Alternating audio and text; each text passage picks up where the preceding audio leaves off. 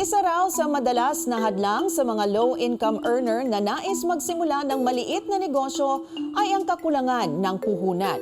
Kaya sa pag-usbong ng microfinancing sa Pilipinas, marami ang nabigyan ng pag-asa. Ayon sa Financial Inclusion Survey ng Bangko Sentral ng Pilipinas, 23% ng mga Pilipino ay humihiram ng pera sa microfinance institution kumpara sa government institutions at mga kooperatiba. Paano nga ba gumagana ang microfinancing? At ano-ano ang mga batas na nagbibigay proteksyon sa mga humihiram at nagpapahiram ng pera? Yan ang ating pag-uusapan dito sa Batas et al.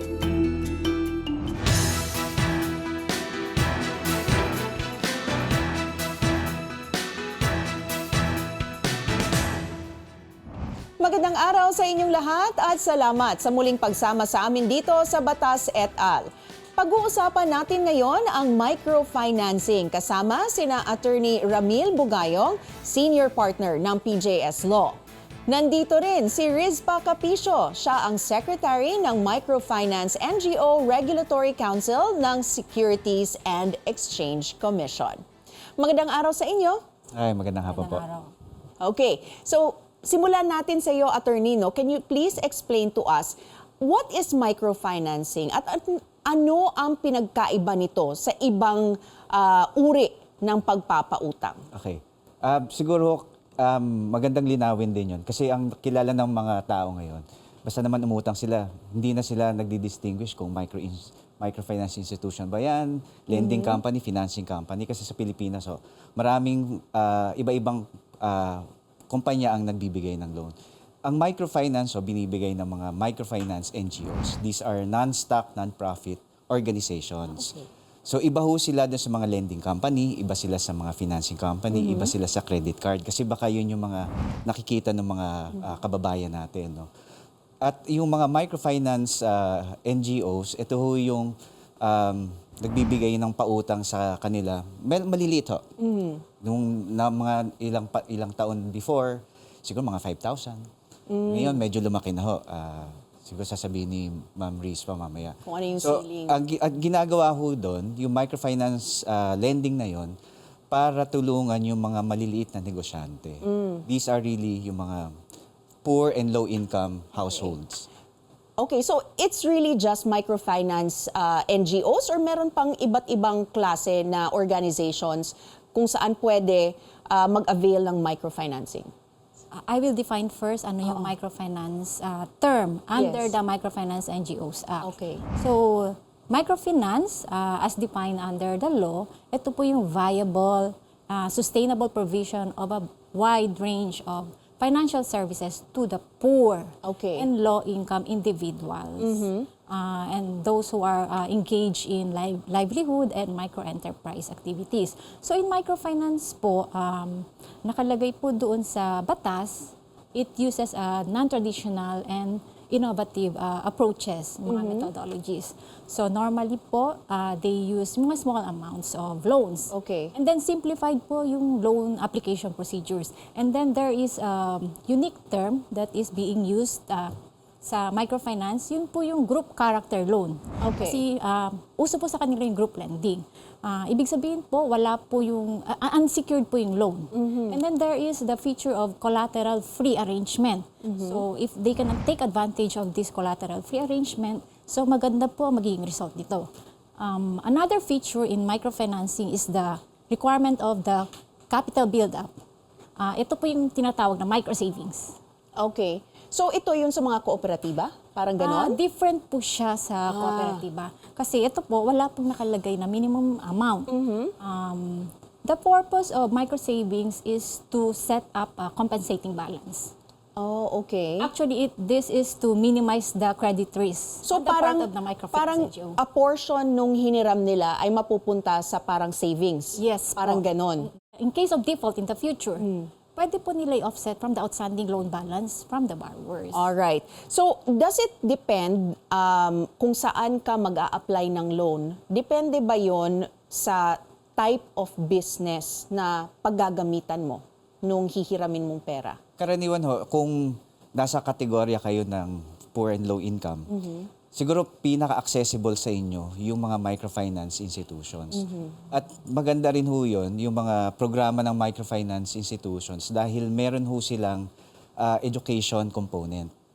Unlike other lenders like na it's purely business, ito may developmental aspect na tinutulungan nila yung mga humihiram sa kanila na maintindihan paano umutang, ano yung impact sa buhay nila, at na i-improve yung buhay ng buong pamilya nila basically.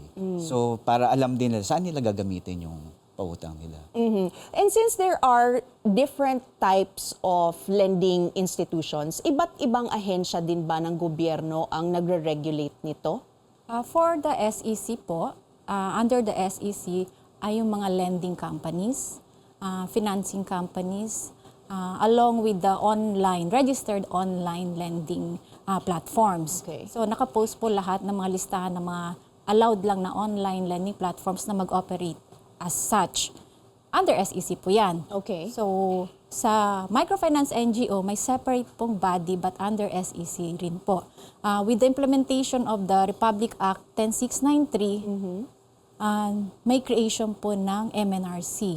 So ito po yung inuutos sa SEC to establish an accrediting body. Okay. So known as the Microfinance NGO Regulatory Council. Doon po ako yung assigned as secretariat of that council. So yun ang sakop ninyo. Yes po. What about when it comes to sino yung mga regulatory agencies? So binanggit na, Ma'am Menchu, binanggit na ni Ms. Riz pa yung microfinance NGO, lending company, financing company under SEC.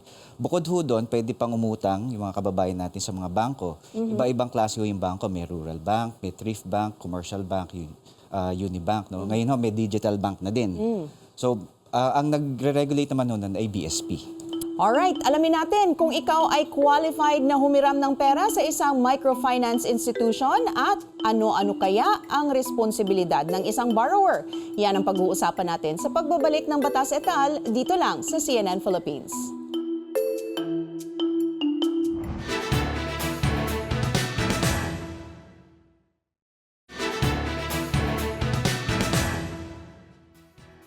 Nagbabalik ang Batas et al. Dito sa CNN Philippines.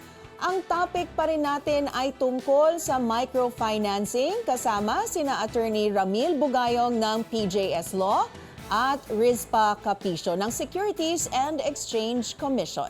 Kanina pinag-usapan natin kung ano yung mga regulatory agencies that oversee and regulate all of these lending institutions, microfinance lending institutions. Ano naman yung mga batas na sinusunod nitong mga regulatory agencies? Magkaiba ba sila? So as far as MNRC is concerned, there is the Microfinance NGOs Act or the Public Act 10693. So with the implementation of the Microfinance NGOs Act, may grant po to the qualified microfinance NGOs or accredited microfinance NGO yung preferential tax rates of 2%.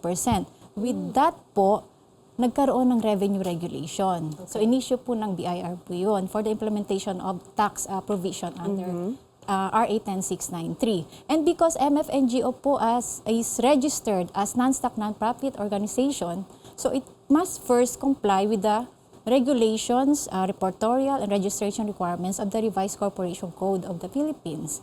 Ito po yung under na ina-implement sa Securities and Exchange Commission. What about when it comes to other institutions? Sa sa lending company, meron hong Lending Company Regulation Act. So si SEC rin ang nag-implement. Sa financing company, may Financing Company Act. Para naman sa mga bangko, generally may general banking law. Pero sa bawat kategorya ho ng mga bangko, may hiwalay din ang batas. Halimbawa, for rural banks, may Rural Banks Act, may thrift banks, at saka for digital banks, universal banks, so general banking law yung mag-apply. Well, sabi nga natin kanina, Ms. Riz, yung target talaga ng microfinancing ay yung mga low-income earners or groups na nais magnegosyo. So, anong mga types of negosyo ito?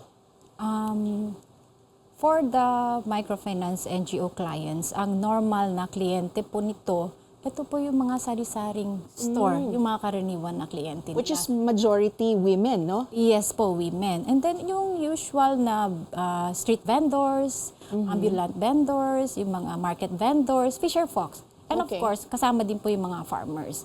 So ito po yung tipo ng kliyente sa microfinance. Okay, pero those are the usual types of clients. But does the law specify kung anong kinds of businesses lang ang pwede mag-avail? Hindi ho ni-specify na dapat sari-sari store ka. Ang importante ho, gagamitin nyo sa negosyo.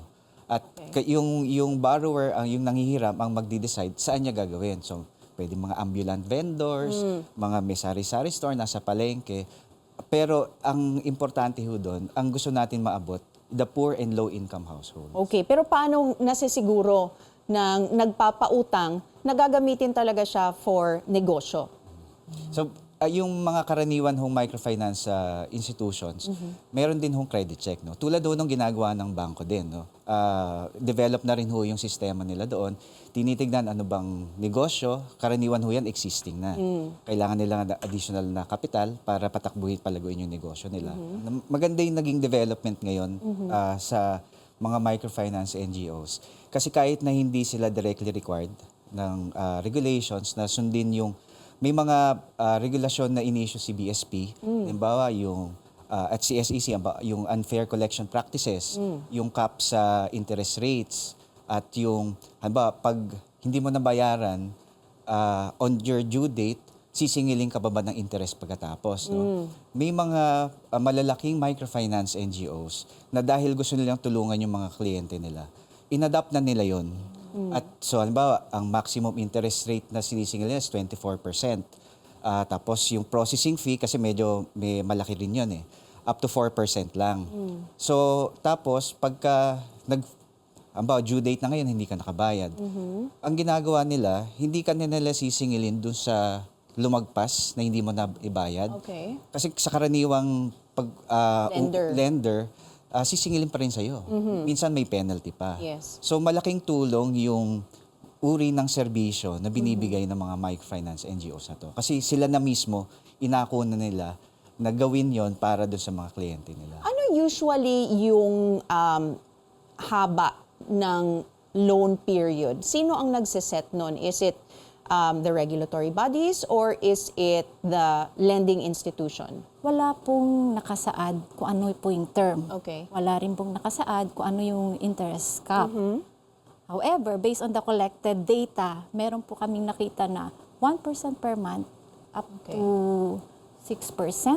So parang within the interest cap being required for the ordinary lending companies, financing companies. Like as mentioned ni attorney, voluntary po on their part. And then for the term, 1 month up to 24 months po. Up to 24 months. So discretion na yan ng nagpapautang. Pero karaniwan ho, mga 6 months. 6 months. Average po yun. Average.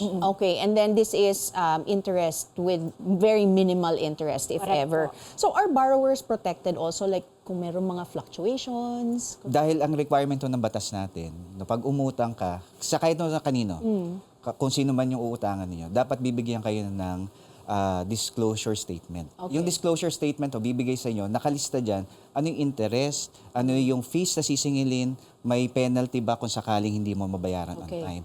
So yun ho dapat, sa lahat ho ng umuutang na kababayan natin, hihingin ho ninyo yun. At pero may obligasyon ho yung nagpapahiram sa inyo, ibigay sa inyo yun.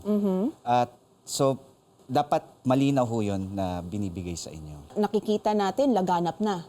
Meron na rin tayong mga online lending apps. Nag-google ako kanina ng microfinancing in the Philippines. Ang dami na rin mga apps na sumusulpot. So parang, is it a good or a bad thing kapag parang masyado na siyang commercialized?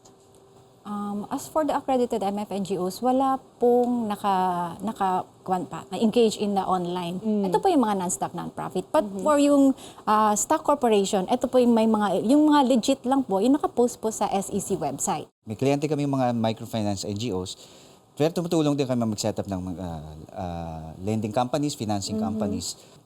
Nasa online lending. Karaniwan to yung mga lending companies, financing companies. Sila yung nandun sa field na yon. So, nakatulong naman tingin ko dahil nga doon sa pandemic, no? Nahirapan tayo kumuha ng mga kahit na lahat, no? Including financial services. So, nakatulong na may ganun. Okay. Pero kung titingnan natin yung mga regulasyon ni SEC, niregulate na niya yung online lending platforms. Kasi kahit nasa mo na siya makikita, no? Sa social media Media. platforms, Yes. nandun na din, may sariling app sa telepono. Minsan nagkaka-abuso. So may mga nagre-report na naabuso sila. May mga tawag doon generally is unfair collection practices. Okay, so pag-usapan naman natin ang tanong ng bayan at syempre yung mga parusa, if ever, kung merong mga gumagawa ng ganyan. Sa pagbabalik ng Batas et al.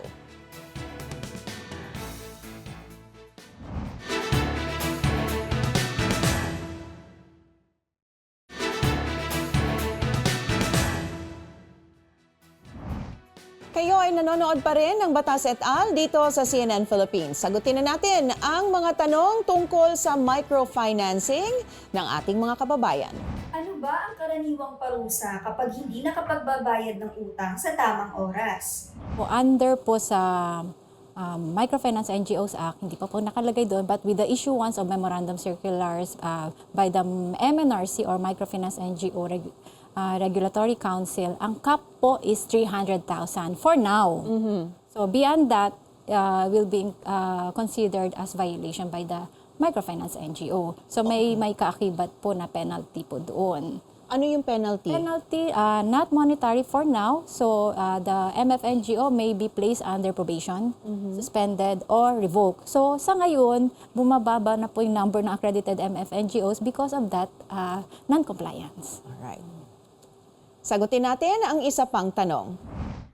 Meron po bang limit kung magkano lamang ang pwedeng utangin? Siguro, linawin lang ho natin yung saan kayo umutang. Kasi karaniwan ho, pag yung mga traditional na lenders, pag hindi kayo nakabayad on time, at bukod dun sa interest na pinag-usapan ninyo dun sa lender, minsan dadagdagan pa kayo ng penalty interest. Natatakbo ho yun kasabay nung interest na pag-usapan ninyo hanggang sa mabayaran siya.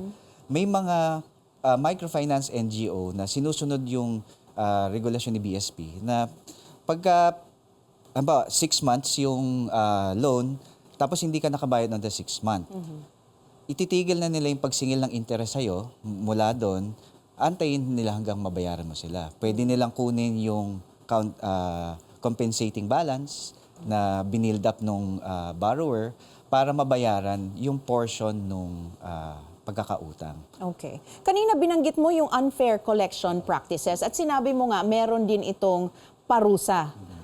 Ano po yung parusa para dito? Well, depende ho yun. Ano? Kasi yung marami hong klase ng unfair collection practices. Meron dito kasama na sa criminal offenses. Kasi pag nananakot ka ng tao, Okay. binibigyan mo siya ng death threat, under the revised penal code, wala pa tong mga microfinance NGO Act. Bawal na yun talaga. Pero dahil ginagamit lang sa konteksto ng paniningil, then naha-highlight na bawal yan kasi ginagamit mo sa paniningil. Saan sila dapat magreklamo very quickly? Depende sa regulator. Kung ang institusyon na pinag-utangan ninyo, SEC, punta ko kayo sa SEC. Okay. Kung ang inutangan ninyo ay mga bangko, punta ko kay BSP. Alright. Would you have any message para sa ating mga kababayan tungkol sa microfinancing? So, I would like to take this opportunity. Mga kababayan, the basic sectors, the poor and low income, meron pong batas para sa inyo. So, take advantage of the Microfinance NGOs Act. It can serve as vital tool to alleviate poverty. So, pwede po ma-break ang cycle ng poverty if it is used wisely. Ayan po ang Microfinance NGOs Act.